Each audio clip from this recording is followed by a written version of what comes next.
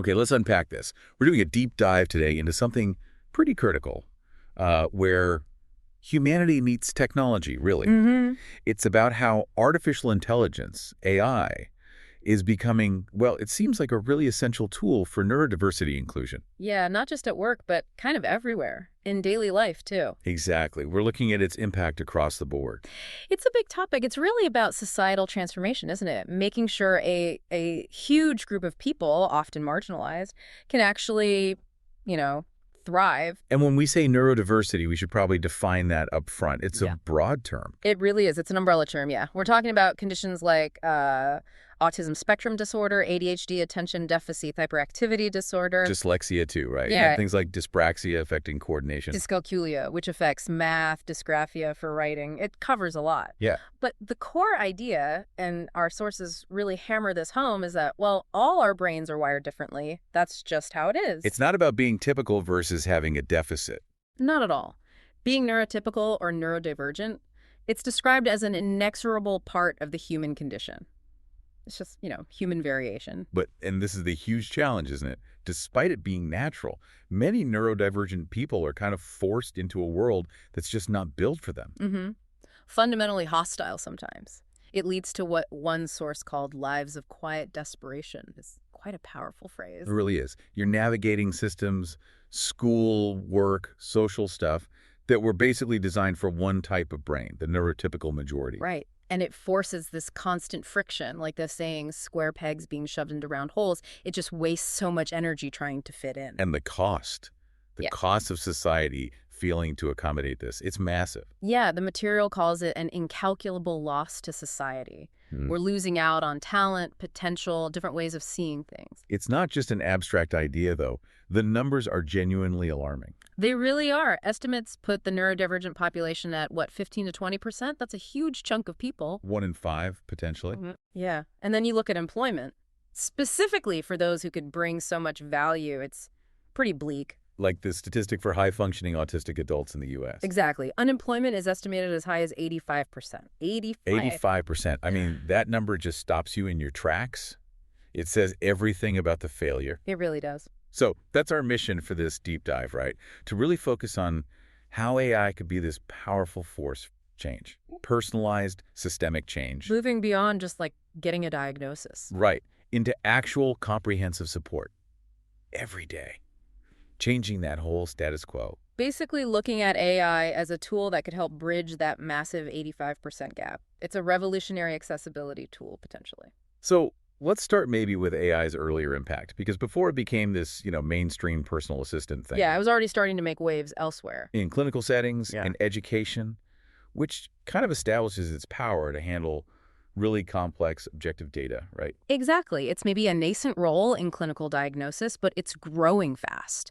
AI can provide these objective data points that maybe human observation misses, or things that are too subtle to track consistently. Moving beyond just checklists of behavior. Yeah, away from the subjective stuff, leveraging really specific, measurable markers, physiological acoustic biomarkers, that kind of thing. Okay, can we get into those specifics? The brain's incredibly complex. How is AI actually translating that into, clear data for a diagnosis? Sure. So researchers are using AI to analyze behavioral data, obviously, but also augmenting that with deep physiological insights. Like brain scans. Yeah, things like fMRI, functional magnetic resonance imaging. They're looking for what they call brain fingerprints. Okay, fingerprints, so unique patterns. Exactly. But it's not about finding defects in the structure. It's about subtle differences in functional connectivity. How different parts of the brain talk to each other. Precisely. How efficiently, how consistently they communicate. AI is really good at spotting these complex patterns, which might look a bit different in, say, an autistic brain versus a neurotypical one. That functional versus structural difference feels really key. It's not looking for something broken. It's looking for something different. That's the whole point. Yeah. And it goes further. Yeah. We're seeing tech that's already got FDA approval for diagnosing autism spectrum disorder based purely on eye tracking. Eye tracking, how does that work? Well, the AI measures specific gaze patterns. How quickly you look at something, how long you fixate, how you visually process complex social stuff. And that provides an objective measurement. Right. Repeatable, measurable data that can help with diagnosis much earlier, potentially more accurately than just traditional observation. And early diagnosis is huge for intervention. Mm. So that alone is pretty transformative. You mentioned communication patterns, too. Yes. Analyzing speech patterns, things like pitch variation, cadence, how long pauses are, vocal modulation. Nuances in speech. Yeah, and what's really interesting, the sources point out, is that AI can apparently detect these unique patterns even across different languages. Wow. Really? So it's not language specific. It suggests the underlying differences in, like, speech production linked to neurodiversity might be universal enough for AI to pick up on, regardless of the specific language being spoken. Okay, so AI brings this layer of diagnostic objectivity.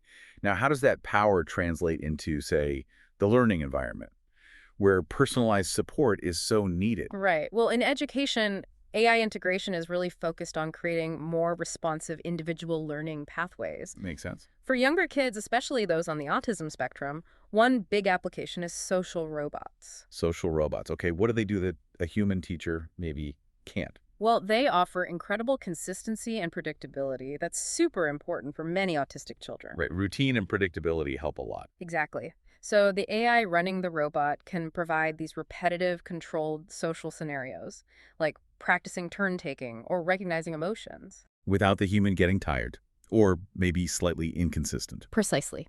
Without the variability or, frankly, the exhaustion that can come with intense human interaction.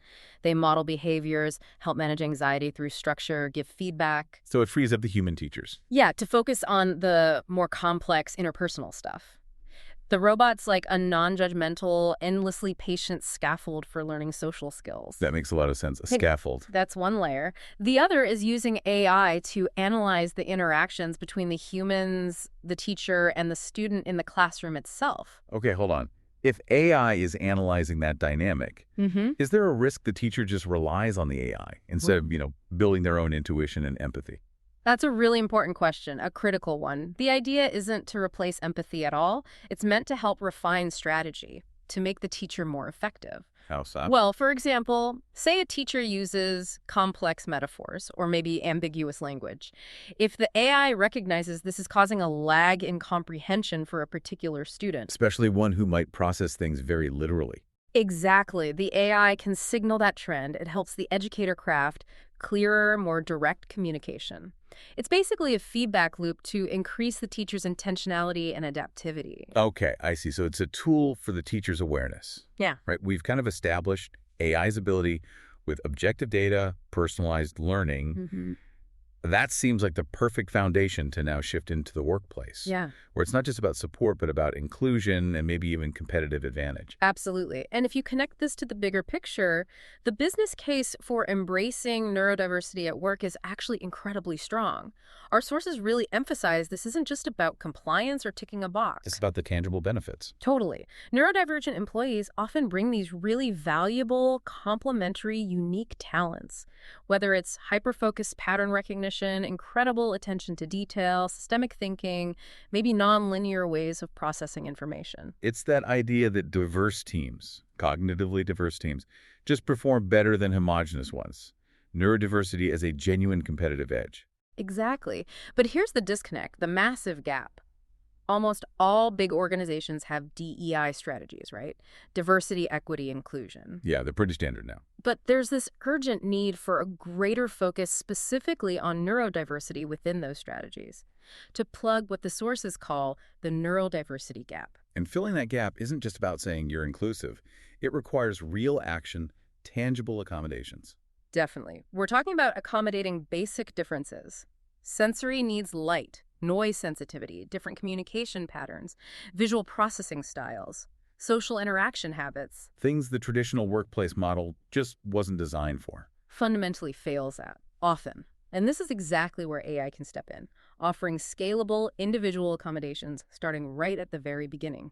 Recruitment. Yeah, the sources are pretty clear that a lot of current recruitment practices, maybe unintentionally, act as these huge filters. They make the whole process difficult or even hostile for neurodiverse candidates. Oh, absolutely. And it's often built right into the system way before a human even sees a resume or CV. How so? Like in the job descriptions. Well, that's a perfect example. The problem isn't listing necessary skills. It's emphasizing skills that are frankly extraneous to actually doing the job. Like demanding a high degree of extroversion for a role that's mostly heads down coding. Exactly. Or insisting someone thrives in an open plan office when the job needs deep focus and quiet. That kind of language immediately puts people off or screens them out. Even if they have superior technical skills but maybe struggle with constant noise or forced small talk. Right. So AI can be the vital editor here. AI tools can scan job descriptions, compare them to the actual core tasks needed. And flag the unnecessary stuff. Yeah, and refine the language, make it less exclusionary. Remove those vague, subjective soft skill requirements and force the description to focus on demonstrable competencies. So instead of must-have strong soft skills, it might suggest. Maybe ability to communicate technical findings clearly in written reports. Something concrete, focused on the deliverable, not the performance of social interaction. Okay, that makes sense. But the problem often gets worse at the next stage, right? The interview itself. Oh, the traditional interview is just a minefield for many neurodivergent people. It relies so heavily on subjective things, those intangible impressions. Like body language, eye contact. Perceived confidence, how you handle small talk, all that stuff. And unconscious bias plays a huge role. These things can lead to someone brilliant being eliminated quickly, unfairly, regardless of their actual ability. Yeah, like if a candidate with autism finds sustained eye contact difficult because it's genuinely uncomfortable or overwhelming. Right. A neurotypical interviewer might subconsciously read that as shifty or not confident or lacking sincerity. Yeah. Which is just bias from the human element. Exactly. Which is why the AI solution here is all about objectivity. AI-based online exercises can offer a much more objective assessment. Yeah, what kind of exercises? Things like complex problem-solving scenarios, Yeah. data analysis tasks, maybe simulated work challenges, tasks that focus purely on the candidate's actual skills and aptitude. So it levels the playing field. Essentially, yeah. It removes that subjective social performance hurdle.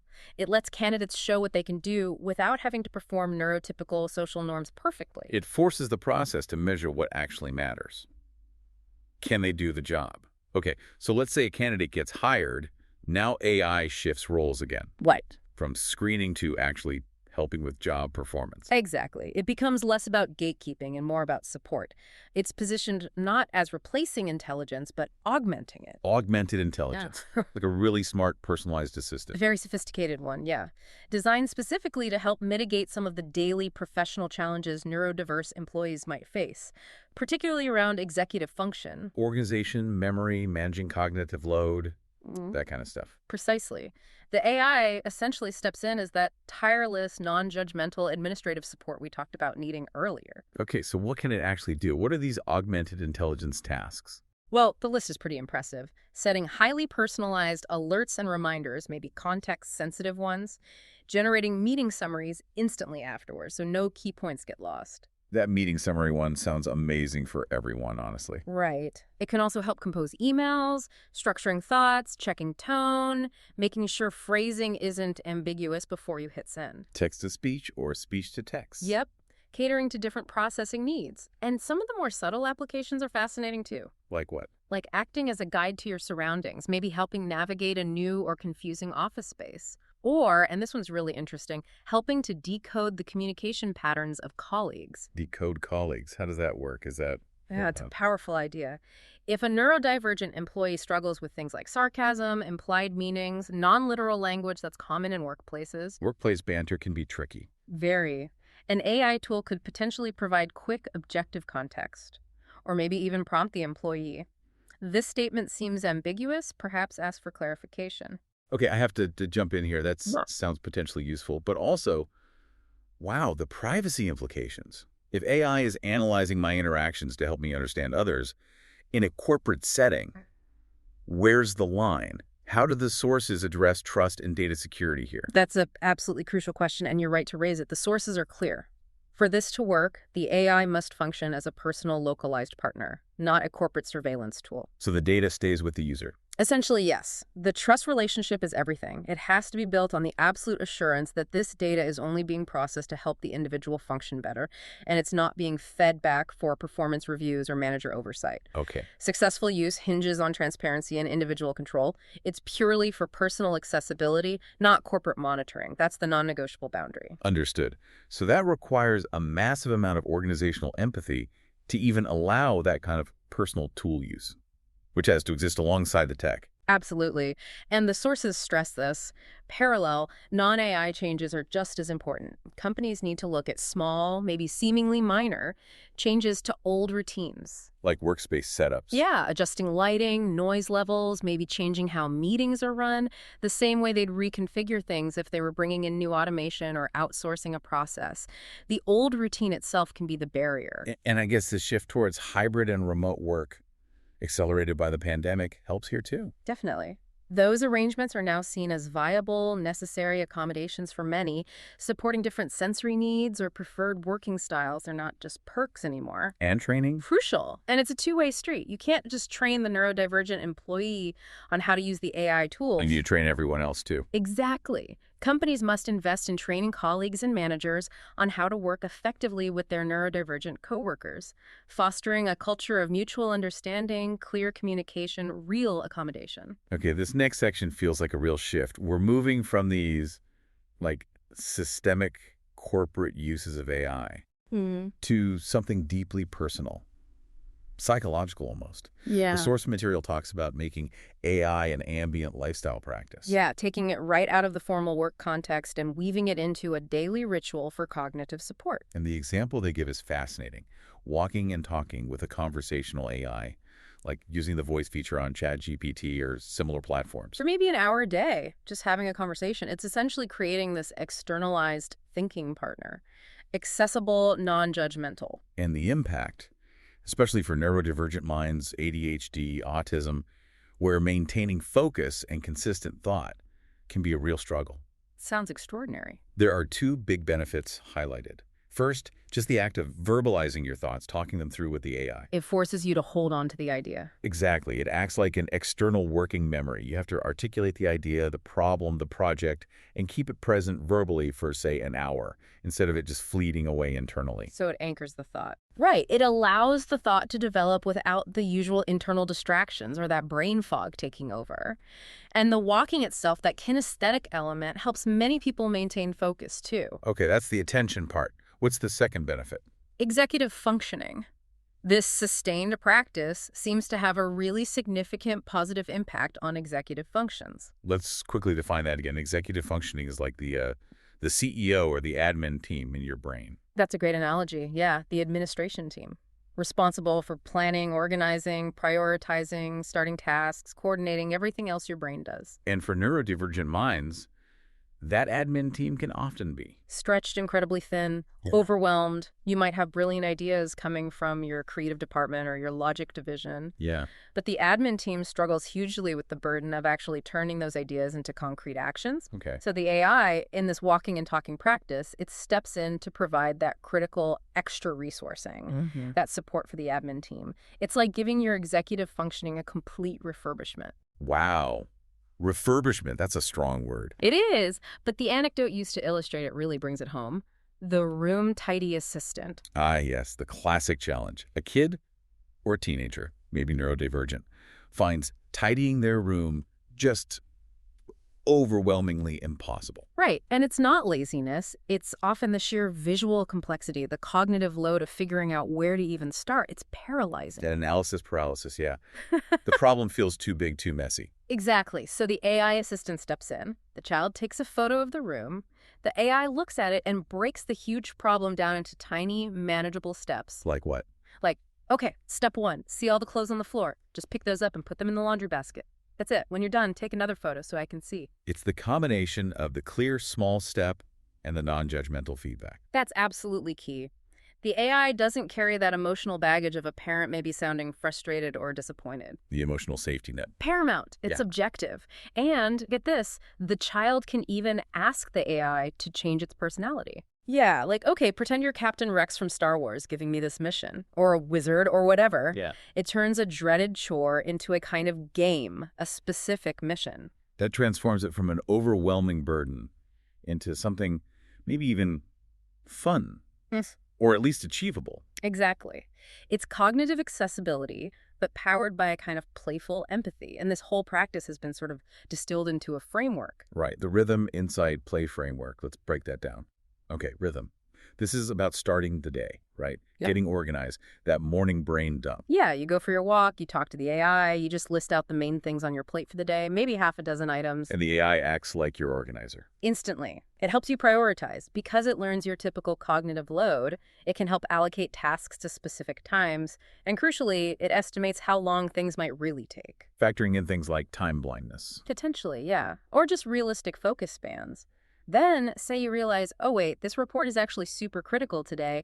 The AI helps you adjust. It pushes back and restructures. In seconds, it'll say, okay, understood. We'll shift those other tasks to tomorrow. Let's block out 3 hours for the report now, maybe broken into 3 50-minute chunks with breaks. And this directly addresses that feeling of being overwhelmed, that paralysis when a task feels too big. Exactly. The user can literally say to the AI, I actually don't know how to start this report. I feel totally incapable, even though it's my job. And the AI doesn't judge that feeling. Not at all. It provides capacity support. It hears you verbalizing that lack of an internal roadmap, and it steps in. How? It might say, okay, I hear you. Let's break it down together. Based on the outline you mentioned, what are the main sections? Intro, methods, findings. Okay, let's start with the introduction. What's the single most important point you need to make in this section? So it provides that scaffolding, that initial push, the activation energy. Consistent, non-judgmental scaffolding. It's incredibly valuable. Now, the sources are clear. This doesn't replace deep thinking or talking things through with a trusted friend or colleague. Of course not. But what it does offer is instant on-demand access to this incredible tool, a tool filled with, essentially, the sum total of human intelligence and experience as rendered into text and fed into these large language models. Yeah, that ability of the AI, the LLM, to process and structure all that information and give it back conversationally without judgment. That's the revolution for daily cognitive function. It provides external stability when the internal structure feels shaky. That's rhythm. Okay, next up is insight. This leans into the AI's superpower, right? Finding patterns. Exactly. Synthesis. Taking all sorts of seemingly random bits of information, notes you've jotted down, calendar entries, emails, things you've mentioned in your daily chats. Stuff that might feel scattered to you. Right, especially if you're grappling with executive function challenges. The AI can find connections, underlying themes that you might completely miss. And the anecdote here was about the friend with ADHD who was just constantly exhausted. Yeah, perpetually exhausted, always feeling behind, incomplete. She knew there was a problem but couldn't pinpoint the why. Too many scattered variables. So she turned to her AI partner. She did. She gathered about 3 weeks' worth of data, personal notes about energy levels, feelings, morning, noon, night, her detailed work calendar, a bunch of emails. And just fed it all to the AI. Pretty much. Said, here's my life for the last 3 weeks. Tell me what's going on. Why am I so tired? Okay, wait again. 3 weeks of your life. Calendar, personal notes, emails. That is a serious amount of private data to hand over. For this kind of deep insight, does it really require that level of vulnerability and trust? It's a really valid concern. And the sources do suggest that, yes, for that deep root cause analysis needed for true insight, the AI does need comprehensive data from different parts of your life. The more data, the better the insight. The effectiveness seems proportional to the breadth of the input, yeah. But this just hammers home the point about needing a highly secure, truly personal, localized AI environment. Where you have absolute certainty the data isn't going anywhere else. Exactly. Implicit trust in the tool's confidentiality is non-negotiable for this level of insight work. Okay, assuming that trust is there, what did the AI figure out for her? The diagnosis was apparently instantaneous and really illuminating. It connected the dots between her meeting schedule, her work habits, and even her self-care routines. How? Her calendar was jam-packed with back-to-back meetings. There was literally no time left during the workday to actually do the work those meetings generated. So she had to take it home. Every night. Then, by the time she finished her last work email, maybe late, she felt she needed a break, some self-care time. Understandable. So she'd watch a movie, unwind, but stay up really late, maybe till 1 a.m., which of course led directly to exhaustion and less capacity the next day, a vicious cycle. Wow. That's a level of synthesis connecting meeting load to late-night movie habits via work spillover that maybe even her friends or family couldn't see because they didn't have all the pieces. Precisely. They lacked the complete data picture. But the AI didn't just stop at diagnosing the problem. It helps with a solution. Straight to prescription. It helped her draft an email or even just practice the conversation to push back on her meeting load. to argue for protected blocks of focused work time during the workday. So she could get work done at work. Exactly. Which then freed up her evenings for actual rest and recovery, not catching up. It had a profound impact on her quality of life. That's the power of insight. Okay, the final part of the framework, play. This feels almost counterintuitive after talking about optimizing performance and finding insights. It does, but it might be the most important part. It directly pushes back against that relentless corporate drive for efficiency, for optimization. We're not robots. Exactly. Humans need downtime. We need to play, to rest, to experiment, to be uncertain sometimes. No. The goal is absolutely not the perfection of the working human model, as the source puts it. So play is about, well, what? Intentional downtime. Proactive mental rest, yeah. And cognitive exploration, letting your mind wander, engaging in low-stakes creative stuff. It's vital for preventing burnout. And people are using AI for this.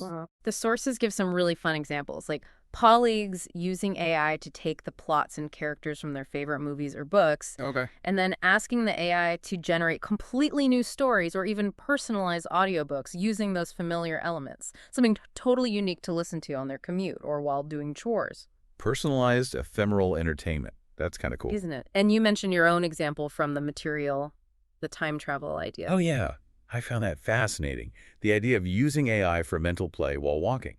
I've started asking it, based on my current location, the geography, the local history, to create a sensory narrative. What would this exact spot have looked like, smelled like, sounded like, maybe 80 years ago or 150 years ago? That's brilliant. It's a flight of fancy, as you called it. It rests the analytical part of your brain and just puts your mind somewhere else, somewhere playful and imaginative. Exactly. It leverages the AI's huge knowledge-based history. Descriptions not for planning or efficiency, but just for creative mental exploration. So that's the framework. Rhythm for daily structure, insight for deeper understanding, and play for essential rest and creativity. It really shows AI's potential as this deeply personal cognitive accessibility tool, supporting both performance and well-being. Okay, so we've talked a lot about the potential, the positive transformations, but we absolutely have to address the risks. This is powerful tech. And powerful tech is always a double-edged sword. AI is no different. The baseline problem is stark. If we build these AI tools based on existing systems that already ignore or exclude neurodivergent needs, then the AI will just automate those biases. It'll make things much, much worse and probably much faster. It'll just scale the exclusion. Exactly. That square peg, round hole dynamic gets baked into the algorithms. So ethical principles are non-negotiable here, and the sources really emphasize one mandatory requirement: co-creation. Absolutely. AI tools must be co-created. That means neurodiverse individuals have to be involved, purposefully, meaningfully involved. Not just as testers at the end. No, right from the beginning. In the design, the development, the testing, the validation, they need to be financially compensated for their expertise and time. They need to be shaping the technology to serve their actual needs. Rather than neurotypical engineers just guessing what those needs might be. Precisely. Neurodivergent people determining the parameters of accessibility and function. It's the only way. And this need for co-creation, it really throws a spotlight on a big gap in the current AI ethics discussions, doesn't it? A massive gap. When people talk about AI, fairness, accountability, transparency, the main lenses are usually race and gender, which are absolutely critical, of course. But disability and neurodiversity often get left out. They're frequently excluded or just not adequately considered as primary factors for potential discrimination. So if the ethicists and researchers aren't even really looking for bias through that neurodiversity lens, they're not going to find it, or they won't recognize it if they do. The statistics here are pretty damning. What did the source say? It cited a review of over 1,600 AI ethics articles from 2019. Disability-related keywords appeared just 11 times. 11 out of 1,600 articles. 11. It shows a profound systemic lack of focus. The ethical groundwork just isn't being laid properly when it comes to disability and neurodiversity in AI. That's worrying. A disaster waiting to happen if these tools scale up without that focus. How do we stop AI from just locking in that 85% unemployment statistic or worse? It has to start with the data. The data sets used to train and evaluate AI for bias, they often completely lack neurodiversity data. So they can't even check if the AI is being discriminatory. Not effectively. If you don't have representative neurodiverse data eye tracking patterns, communication styles, cognitive profiles included from the start in the validation phase, Yeah. you simply cannot tell if your AI hiring tool or performance tool or even diagnostic tool is making things more exclusionary. That data inclusion needs to be immediate and mandatory. It feels like the ultimate takeaway here from the sources is that so many of the perceived barriers, the idea that accommodating neurodiversity takes too much effort or too many resources. It's all in the mind of the neurotypical people. That's the quote. The real barrier is often a lack of imagination, a lack of will. Right. Because making workplaces genuinely neurodiverse isn't just like the right thing to do morally, it's smart business. It drives innovation. And that goal, real inclusion, it's only achieved when the technology, the AI, Which provides the structure with scalable assistance. is paired with genuine human empathy. Yeah. And a real commitment to designing these tools with and for the people they're intended to support. Hashtag outro. So wrapping up this deep dive, it feels like we've explored two really powerful, kind of complementary ways AI is impacting neurodiversity inclusion. Yeah, two distinct streams. First, there's AI as this systemic tool for organizations, fixing recruitment, helping with job performance, plugging those gaps in DEI strategies. Making the system itself more accessible. Exactly. And then there's the other side. AI is this incredibly personal cognitive accessibility assistant, that whole rhythm, insight, play framework we discussed. Supporting the individual's internal world, their daily functioning, their well-being. Yeah. And it really feels like we're just scratching the surface here. Oh, absolutely. The sources suggest we are only at the very beginning, which leads to a pretty provocative thought, doesn't it? Go on. If today's relatively simple conversational AI, accessed through an app, can already offer this kind of profound refurbishment for executive functioning if it can dramatically improve quality of life, what does the future hold? Imagine when these tools are more integrated, when they're truly ethically designed through co-creation. What happens to cognitive health, to accessibility, when AI shifts from just being a work tool to being this deeply embedded personal support system? Stabilizing, structuring the potential feels enormous. It really does. A future where cognitive accessibility is maybe just built in. Yeah. That's a powerful idea to ponder. Yep. So, for you listening, if you're curious about this more personal application, maybe try the suggestion from the source material. Just give it a go. Yeah, find an AI app with a voice feature. Lots of the main ones have it now. Go for a walk. Introduce yourself. Tell it what's on your mind, what's planned for the day. And just see where the conversation goes. See what mental landscapes, as the source called it, you travel through. See if just externalizing those thoughts helps clear some of the clutter. You might be surprised how it shifts your perspective on your own thinking and your day.